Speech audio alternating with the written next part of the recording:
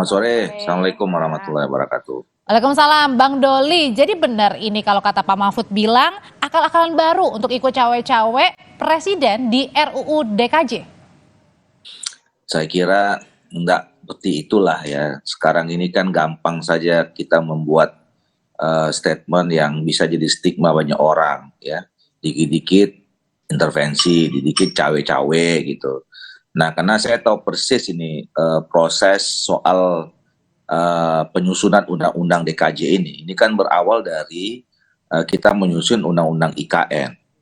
Dan undang-undang IKN itu kemudian salah satu amanatnya adalah untuk segera merevisi undang-undang tentang daerah khusus ibu kota Jakarta.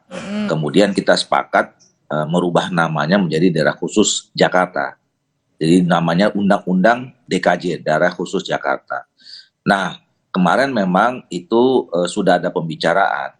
Kami kan terbiasa di Komisi 2 ini kalau ada undang-undang yang penting, kami diskusikan dulu, ada konsinyering antara pemerintah dengan teman-teman Komisi 2. Nah, waktu itu dalam konsinyering itu tidak ada pembicaraan sama sekali ya tentang bahwa gubernur atau wakil gubernur itu ditetapkan. Kita malah mendorong tetap dilaksanakan secara pemilihan dan hampir sama dengan daerah yang lain. Oke, tapi Bang Doli Karena kenapa kalau misalnya tadi dikatakan nggak ada, tapi di pasal 10 ayat 2 tertulis gubernur dan wakil gubernur ditunjuk, diangkat dan diberhentikan presiden dengan memperhatikan usul DPRD? Nah, kami kaget tiba-tiba karena memang kan mekanisme di DPR itu ada yang melalui komisi, ada yang melalui balik. Nah, kalau memang prosesnya mau cepat, itu disepakatilah kemarin antara pemerintah dengan DPR melalui balik. Nah, teman-teman balik yang kemudian menyusun draftnya. Nah, kami kaget juga waktu itu tiba-tiba muncul draft seperti itu. Jadi ada dua sebetulnya isu yang kemarin sangat sensitif. Satu soal pemilihan, cara pemilihan gubernur. Satu lagi soal aglomerasi. Ya, aglomerasi itu satu wilayah Jakarta itu disatukan dengan Bekasi, Depok segala macam itu, kemudian nanti dipimpin langsung oleh wakil presiden. Gitu. Itu sebenarnya atas usulan siapa tiba-tiba ada itu? Nah, kami tanya sama teman-teman balek, kok kenapa tiba-tiba ada waktu kami bahas di Komisi 2 nggak ada, kok tiba-tiba masuk di sana. Nah, teman-teman di balek mengklarifikasi bahwa itu usulan dari Bamus Betawi. Tapi pada akhirnya semuanya bantah. Pemerintah secara tegas 1 hari setelah draft itu keluar, Pak Mendagri menyatakan bahwa tidak pernah ada usulan dari pemerintah seperti itu. Kami pun dari fraksi-fraksi di DPR juga menyatakan. Nah, saya lah, nggak usah dulu bicara fraksi yang lain. Kalau kami Partai Golkar itu menolak dan kami ingin tetap DKI itu. Artinya menolak tetap pilkadanya langsung ya di daerah khusus Jakarta nanti ya? Langsung. Bahkan sebetulnya kami mendorong supaya pemilihan sama dengan daerah yang lain karena dia bukan daerah khusus ibu kota lagi. Oke, kalau gitu Mbak Titi tadi kan Bang Doli bilang nih dari awal nggak ada pembahasan itu, tapi tiba-tiba ada yang masukin kemudian kata-kata bahwa gubernur dan wakil gubernur diangkat diberhentikan presiden atas usul DPRD. Ini gimana, Mbak Titi? Iya, RUU yang disahkan di dalam rapat paripurna DPR 5 Desember 2023 adalah RUU inisiatif DPR hasil pembahasan di Balik, di mana di pasal 10 tadi sudah disebutkan bahwa Gubernur DKI Jakarta itu diangkat oleh Presiden berdasarkan usulan memperhatikan usulan dari DPRD. Jadi itu walaupun kemudian di dalam proses tersebut PKS misalnya tidak menyetujui RUU tersebut secara keseluruhan dan juga ada dialektika di antara para anggota DPR mewakili partai-partai yang masih menghendaki agar gubernur dipilih langsung oleh rakyat, tapi faktanya itu RUU inisiatif DPR yang kemudian sedang menunggu pembahasan bersama Presiden. Jadi RUU DKJ ini adalah implikasi dari Undang-Undang Nomor 3 Tahun 2022. Di pasal 41 ayat 2 disebutkan Undang-Undang Nomor 29 Tahun 2007 itu harus sudah diubah paling lama 2 tahun setelah Undang-Undang IKN ditetapkan. Artinya 15 Februari 2024 paling lama RUU DKJ itu sudah ditetapkan jadi undang-undang. Ini terlambat nih kalau dari sisi durasi. Yang kedua adalah yang kontroversial dari RUU DKJ ini selain pasal 10 tadi betul sekali Pak Doli, itu adalah soal aglomerasi ini. Karena kenapa? Aglomerasi ini kan pemerintahan yang nanti mencakup di dalamnya adalah Cianjur, Jabodetabek, termasuk juga daerah saya. Kita fokus ke Tangerang masalah Selatan. pemilihan dulu Mbak Titi. Ya, tapi masalahnya aglomerasi ini kan dikaitkan dengan kecurigaan tadi ya. Aglomerasi itu koordinasinya berada di bawah Wapres, Wakil Presiden. Jadi tidak salah kalau dihubung-hubungkan. Karena kenapa? Kalau pasal 10 ini goal, maka penentuan kepala daerah di Jakarta masih berhubungan dengan Presiden Joko Widodo. Yang kedua, nanti kalau aglomerasi ini terwujud, maka yang akan mengkoordinasi adalah Wakil Presiden, notabene adalah Gibran Rakabuming Raka. Jadi saya kira ini Dan penunjukan bukan kepala teori daerah konspirasi. ditunjuk langsung di situ oleh presiden, bukannya pemilu langsung. Betul sekali.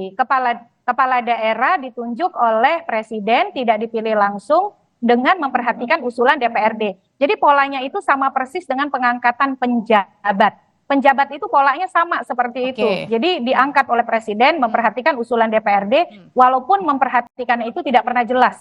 Mengapa dipertimbangkan, mengapa tidak dipertimbangkan. Jadi otoritas itu akan ada pada presiden, dan nanti kalau terbentuk aglomerasi, yang melakukan koordinasi adalah wakil presiden. Jadi hubungannya itu ada begitu. Jadi saya kira ya kita seruan dari Pak Mahfud, seruan yang bagus sebagai kontribusi kita, karena bagaimanapun RUU DKJ ini selain sudah terlambat, isinya juga kontroversial begitu, meninggalkan. Tapi kan nggak pernah dibahas aspirasi ini besar. RUU-nya, Mbak Titi. Ya itu RUU-nya kan dibahas di Balek tadi. Sayangnya kok pernyataan dari para banyak politisi di DPR itu tidak menghendaki pemilihan secara tidak langsung alias pengangkatan oleh presiden. Jadi ini siapa yang Selama tiba-tiba ini kan masuk? skema kita dua saja, dipilih oleh DPRD. Nah itu yang menjadi pertanyaan, kok bisa tiba-tiba masuk? Konon katanya persiapan awal itu oleh pemerintah Provinsi DKI Jakarta, lalu diambil alih menjadi inisiatif DPR. Tapi banyak mayoritas politisi DPR, saya yakin Bang Doli pun juga begitu, mengatakan bahwa pemilihan itu harus oleh rakyat langsung. Kalau enggak kan ya kasihan yang sudah pasang baliho ya. Jadi kondisi sosiologis politisnya sebenarnya menginginkan pemilihan langsung, tapi kok bisa Balek justru berangkat dengan pasal 10 ditunjuk oleh presiden secara tidak langsung begitu. Tapi kami ingin konfirmasi lagi Bang Doli. Jadi Partai Golkar tegas menolak kalau diangkat diberhentikan gubernur wakil gubernur DKJ ini adalah oleh presiden? Artinya tetap pemilu langsung? Tegas. Jadi kami sudah waktu itu langsung saya berkoordinasi dengan ketua umum ya ke DPP, kemudian kami rapat kecil, dan saya untuk yang diutus untuk menyampaikan ke publik bahwa kami menolak ya, karena begini, kita kan melihat DKI itu sebetulnya sudah menjadi barometer juga ya.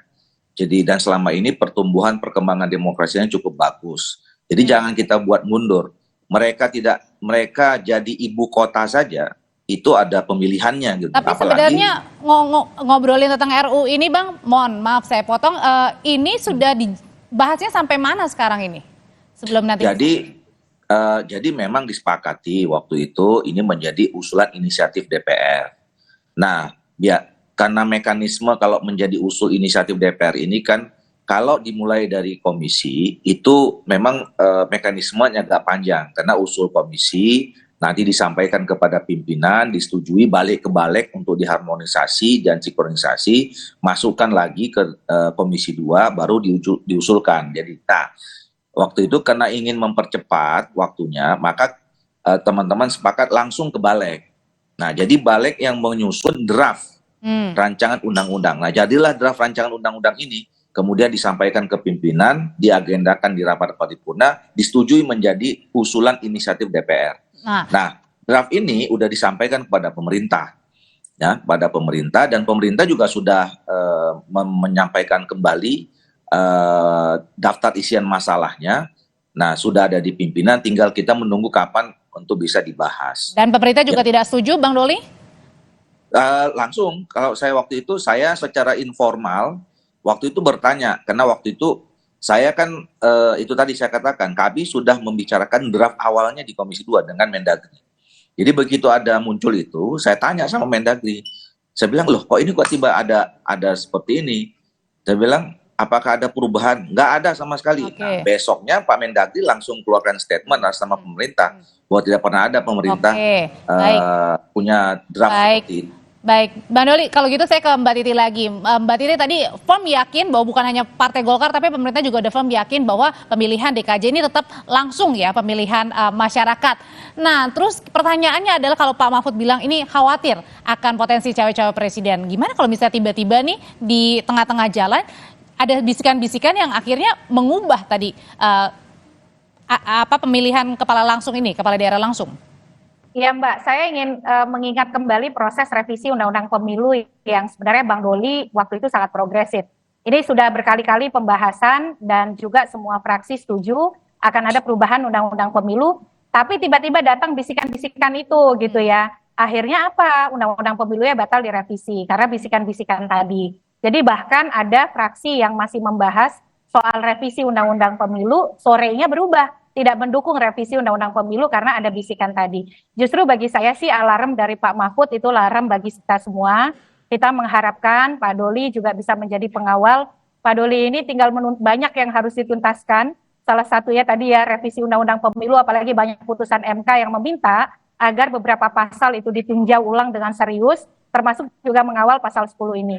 Bagi saya sih selama belum ada kepastian ketok palu, pilkada tetap langsung di DKI Jakarta, maka kita tetap harus waspada gitu ya, karena jangan sampai bisikan entah dari mana itu, apalagi dari langit gitu ya, mengubah konfigurasi politik kita dan komitmen yang sangat baik dari Pak Doli dan kawan-kawan. Mbak Titi Anggreni, terima kasih untuk pandangannya. Bang Doli, terima kasih juga untuk pandangannya. Selamat sore.